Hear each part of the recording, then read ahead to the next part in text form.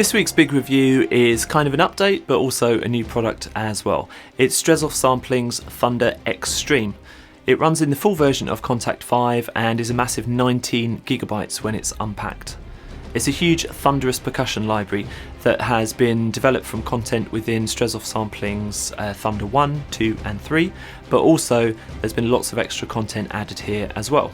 In addition, there's a brand new interface and engine which is really simple to use. So let's get into the details here. The content in Thunder X3M has been split into two main Kontakt patches.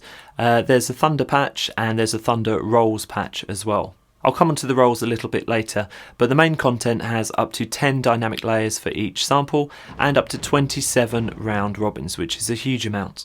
Every set of samples within Thunder X3M has 3 microphone positions and 2 additional channels. These are channels that I found really useful. One is an externally processed sub-bass channel, which you can add in to beef up the sound, and the other one is a compressed and saturated channel to add a kind of parallel distortion effect. So the interface, it's very simple to use. The keyboard's divided into 12 different zones and each zone can be assigned an instrument group. Then that zone can have adjustable mic positioning, EQ, pitch, transient shaping for snappier hits. There are also global controls for Thunder X3M. And there's also a rolls patch, which I mentioned before, which uses the mod wheel to achieve big drum and snare rolls. There's a full instrument list on the Strezov Sampling website, but the highlights here for me were the taikos, toms, timpanis, bass drums, water jugs and all manner of metals, including anvils that have been struck by other anvils and metal sheeting that has been shaken to create some of the sound design patches. So what was my take on this library? There's lots of good stuff to like. Obviously this collection is fantastic for epic thunderous percussion, but also I really enjoyed the more delicate metals, the ethnic sounds and the solo percussion, which could be easily used more subtly in scores that don't require that kind of bombastic sound. The sub-bass and compression controls are excellent for adding weight and crunch without resorting to external processing, so it's going to keep your DAW's processing power at a minimum.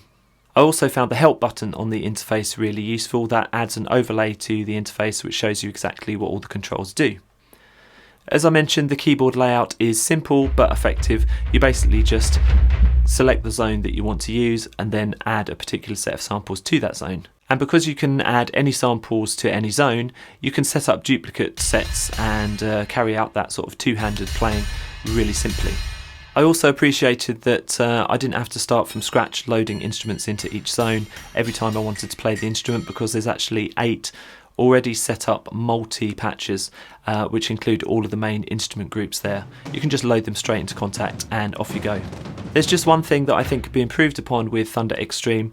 It's when all the mic positions and the bass slider and the parallel compression slider are loaded at the same time as well.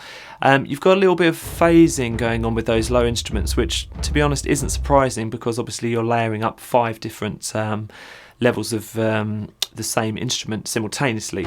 But although that's inevitable, maybe that could be smoothed out a little bit. However, it doesn't really get in the way of the sounds, and you can knock back some of those settings and that phasing will just disappear. Overall, I thought Strezov Sampling's Thunder X3M is a great product. It's a really useful update for users of those previous 3 Thunder libraries, and there's also discount pricing as well if you've got any of those previous libraries.